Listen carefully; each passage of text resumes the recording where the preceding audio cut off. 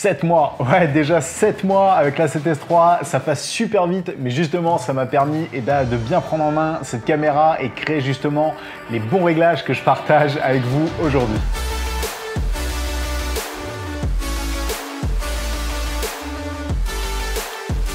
Salut à tous et bienvenue dans Lumetri. Bon, clairement, je suis pas sûr que cette vidéo touche beaucoup de monde, mais j'avais vraiment envie de la faire parce que moi, quand j'ai reçu la 7S3, à part des vidéos en anglais, il y avait que très peu de contenu sur les réglages et autres tips en français. Parce que cette caméra, il y a quand même plein de possibilités et il y a surtout plein de trucs à savoir et c'est pour ça qu'aujourd'hui, je les partage avec vous. Alors dans cette vidéo, on va aller directement à l'essentiel et surtout, je vais vous montrer moi les réglages que j'utilise. J'ai pas envie de faire une vidéo ultra complète et ultra technique à la Gerald Undone que j'aime beaucoup parce que déjà j'ai pas le level technique en termes de technique. Donc clairement, si vous voulez une vidéo ultra technique, ultra précise, vous n'êtes pas au bon endroit. Ici, on va vraiment focus sur l'essentiel et surtout sur ce que j'ai besoin en tant que filmmaker. On commence avec les réglages, les formats. Donc les formats, parce que ça va être le truc un tout petit peu important à savoir quand on n'est pas habitué au menu Sony à la base, comme moi quand on vient de Panasonic, XAVC HS, XAVC S, XAVC S 4K, etc. etc.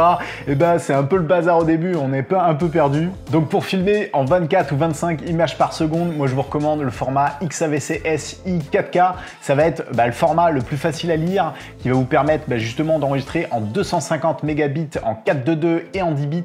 Et en gros, avec une carte SD de 64, ça va vous permettre d'enregistrer 32 minutes. Et d'ailleurs, on va revenir justement sur les cartes SD un peu plus tard. Si vous voulez filmer maintenant en 100 ou 120 fps, on va être obligé de changer de format parce que le XAVC SI 4K permet pas d'obtenir les 120 fps. Et cette fois-ci, on va choisir le format XAVC S 4K avec lequel on va pouvoir justement enregistrer en 280 mégabits, 4:2, 10 bits toujours, avec justement une carte SD de 64 Go, on va pouvoir enregistrer 27 minutes. Alors clairement, cette caméra, c'est pas les meilleurs réglages en termes de possibilités maximum de cette caméra, mais si vous voulez augmenter toutes ces valeurs en termes de mégabits par seconde, là clairement les 64 Go de carte SD, ça va plus du tout suffire. Par exemple, si je filme en 60 fps, 600 mégabits, 4:2, 10 bits, je vais pouvoir enregistrer seulement 13 minutes.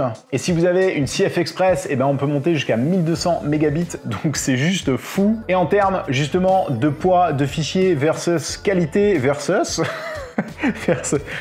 en termes de poids de fichier versus qualité d'image, je trouve que moi c'est le bon ratio. Et si vous voulez filmer un peu au-dessus en termes de FPS, par exemple 200, 240 FPS, là il va falloir passer justement en SNQ et ensuite XAVC-S HD. Donc les réglages, on va dans ralenti, accélération, vitesse d'enregistrement, on va choisir 24p. Vitesse de défilement, on va choisir justement les 240 ou 200 fps. C'est ce qui va justement nous donner un très beau slow motion.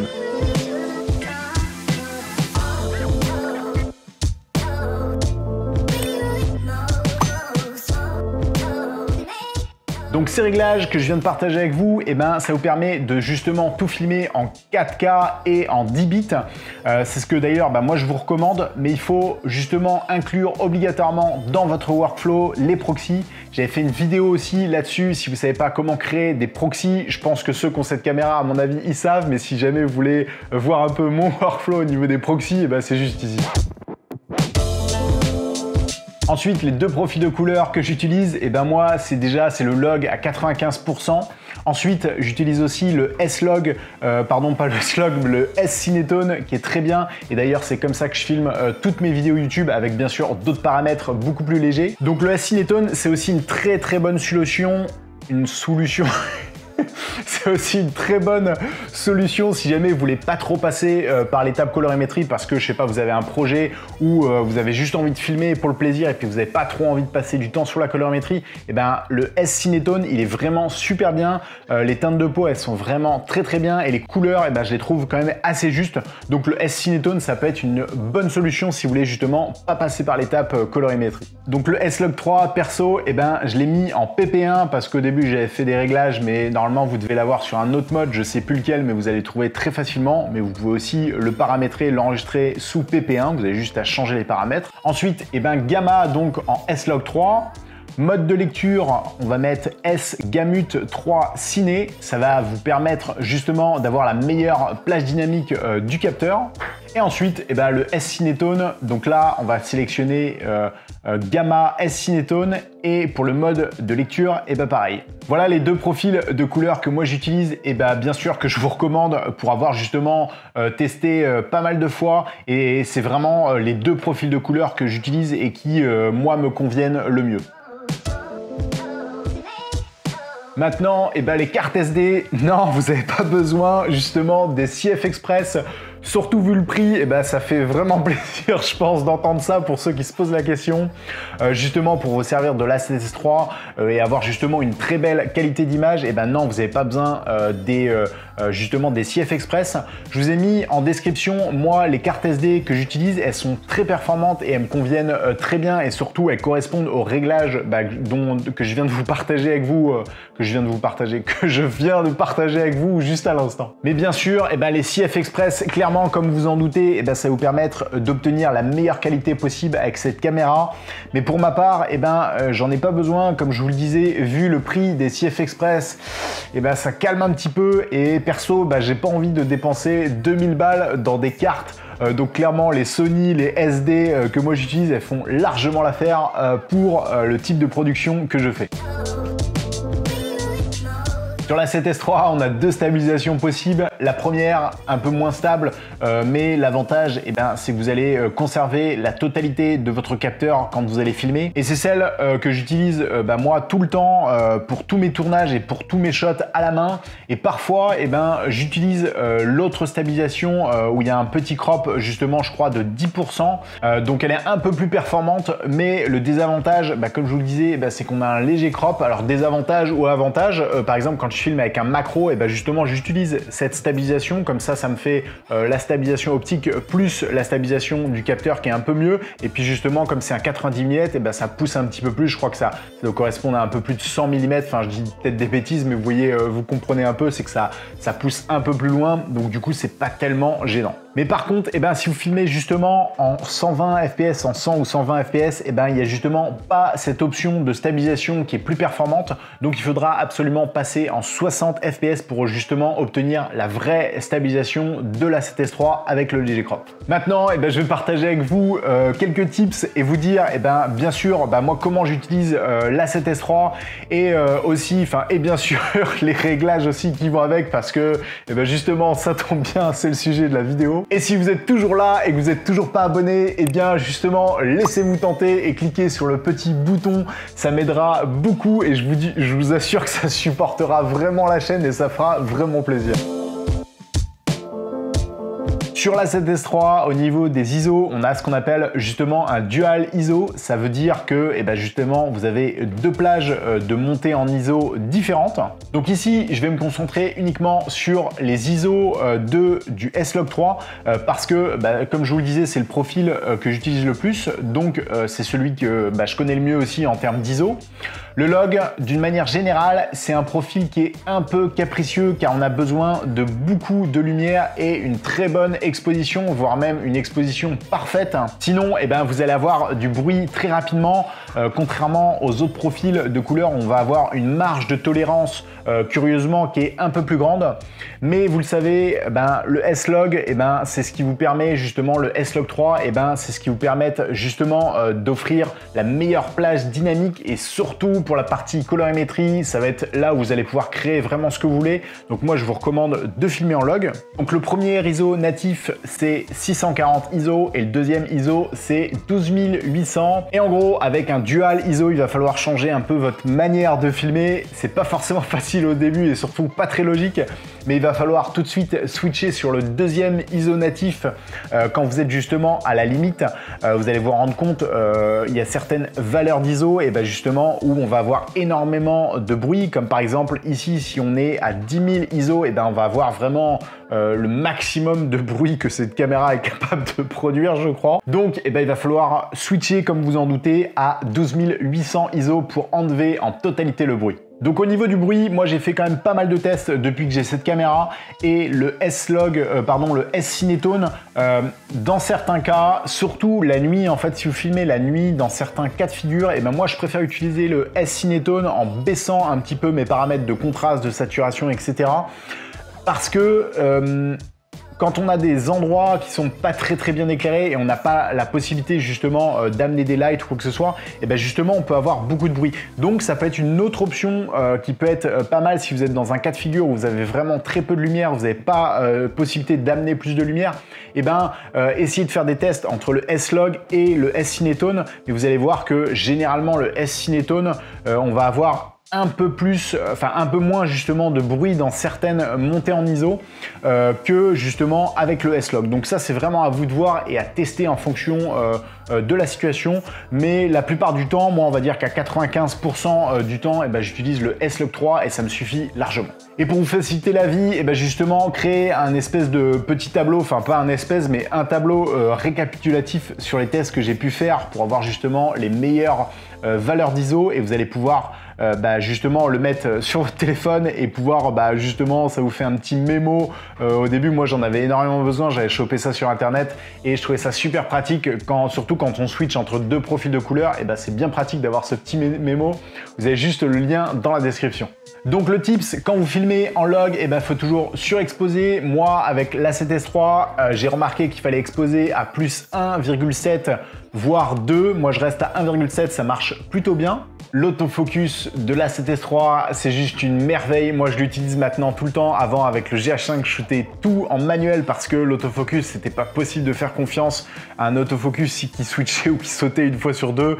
Là, avec l'A7S3, je vous assure, il fait vraiment super bien le job. Sinon, de temps en temps, justement, je vais cliquer sur le petit logo qui est juste en haut à droite de votre caméra. Ça vous permet en fait de sélectionner un point sur justement un point à traquer. Et ça marche quand même super bien, à part quand on est en macro sur je sais pas, sur des petits détails très précis, ça marche pas toujours très bien, mais je trouve que si jamais vous traquez par exemple un sujet, une personne ou quoi que ce soit, justement le tracking il se fait super bien et moi je vous recommande de l'utiliser. Vous allez voir, c'est vraiment une merveille. Ensuite en deux, un truc qui est vraiment super pratique à paramétrer, c'est justement les deux lignes blanches pour voir justement votre composition. Donc pour l'activer et surtout pour la mettre par exemple comme moi en C3 par exemple, comme ça va vous permettre justement de l'activer ou de la désactiver quand vous voulez.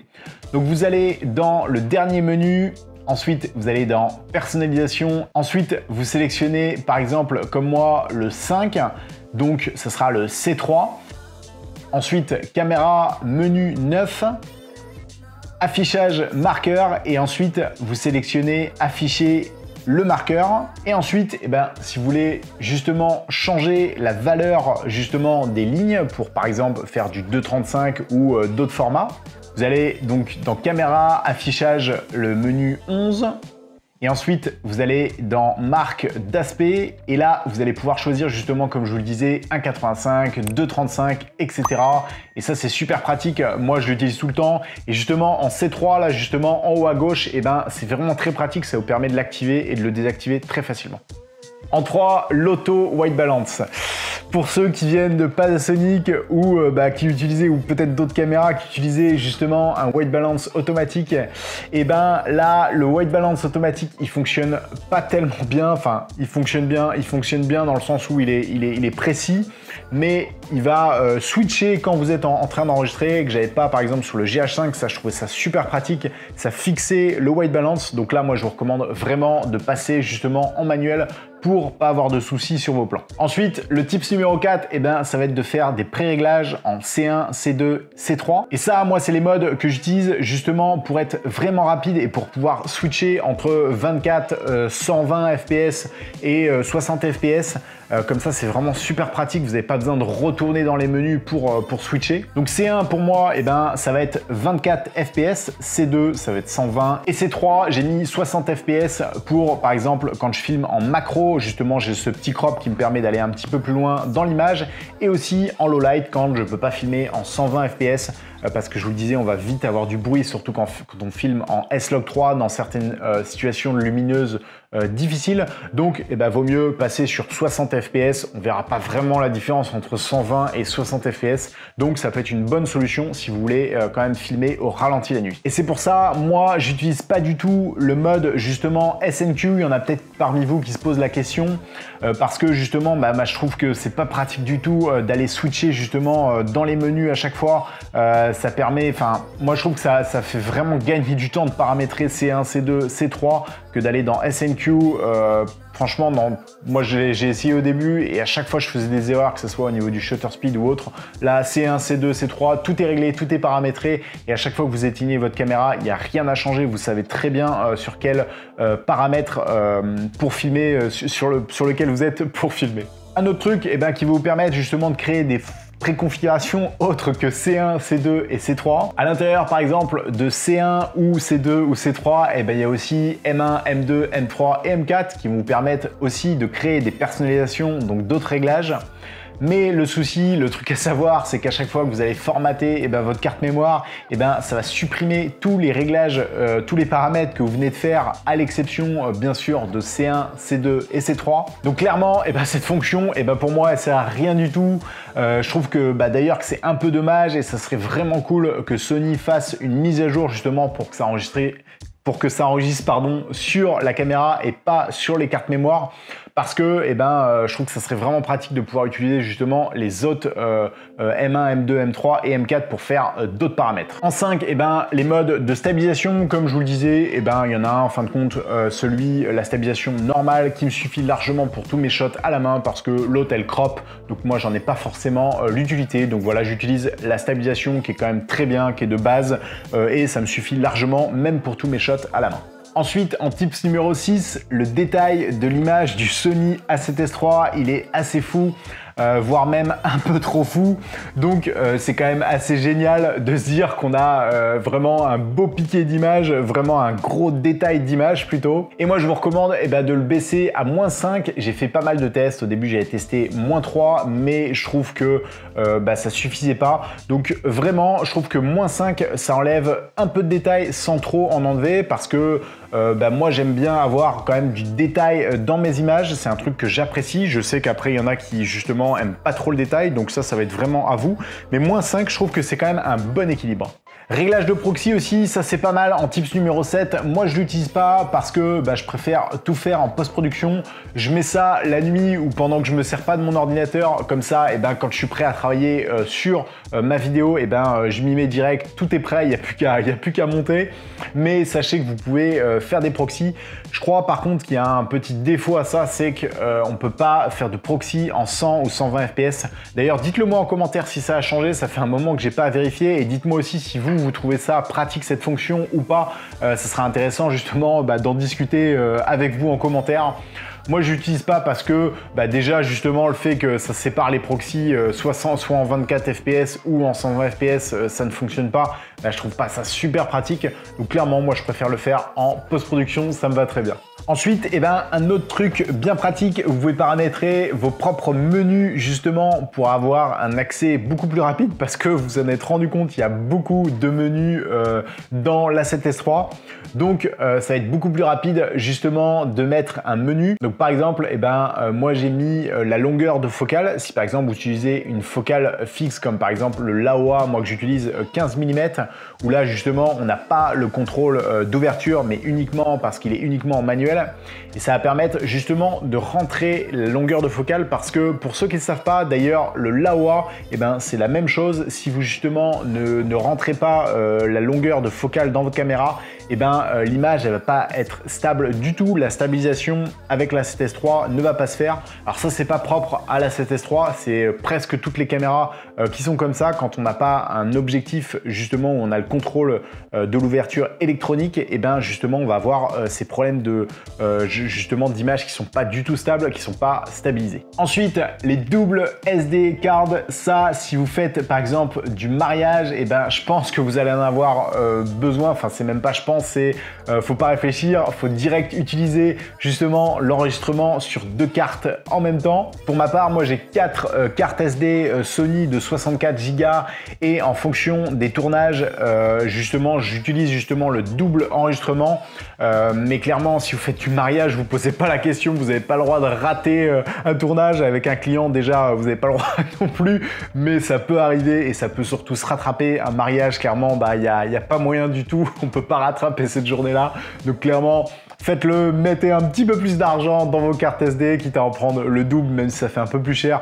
Je pense que la pire des choses, ça serait d'annoncer à un couple que vous avez complètement foiré leur vidéo de mariage. Ça serait assez horrible et j'ai pas envie que ça m'arrive et que ça vous arrive non plus. Ensuite, en tips numéro 10, un truc qui est vraiment pratique quand vous filmez, par exemple, en mode manuel, avec justement votre objectif en mode manuel, et ben vous avez justement la loupe qui vous permet de mieux voir tout simplement votre focus. Je vais y arriver. Et moi, ça, je trouve ça super pratique, justement, de configurer, pareil, un bouton. Moi, j'ai configuré ça sur AEL. Donc, pour le configurer, eh ben, vous allez, pareil, dans le menu, le dernier menu, ensuite en 3, personnalisation et manip, réglage touche perso, menu 3, AF, MF, et en 4, aide à la mise au point, puis loupe mise au point. En 11, eh ben, n'oubliez pas de sauvegarder tout ce que vous venez de faire. Donc ça, c'est vraiment super important. Si vous avez paramétré votre caméra et que vous ne sauvegardez pas, eh ben, vous allez tout perdre. Donc ça serait un peu dommage d'avoir passé 1 heure pour faire vos paramètres. N'oubliez pas de vous abonner, c'est déjà la fin de cette vidéo. Aussi, et surtout, n'hésitez pas à me dire ce que vous avez pensé de cette vidéo. Et si jamais vous voulez d'autres vidéos, parce qu'il y a encore plein de choses à dire sur la 7S III, mais je ne sais pas si ça va vraiment intéresser tout le monde. Et surtout, le but, c'est que ça intéresse quand même le maximum de gens qui suivent la chaîne. Donc clairement, dites-le moi en commentaire. Je vais peut-être refaire dans quelques temps une vidéo sur d'autres tips ou quoi que ce soit, mais n'hésitez pas à me dire si jamais vous avez même vous des problématiques avec la 7S III, n'hésitez pas à me le dire, comme ça pourra aider en plus tout le monde en même temps et je trouve ça vraiment cool. J'espère que cette vidéo va vous aider à paramétrer votre A7S III. En tout cas, moi j'ai pris plaisir à partager ça avec vous. Merci à tous et je vous dis à la prochaine.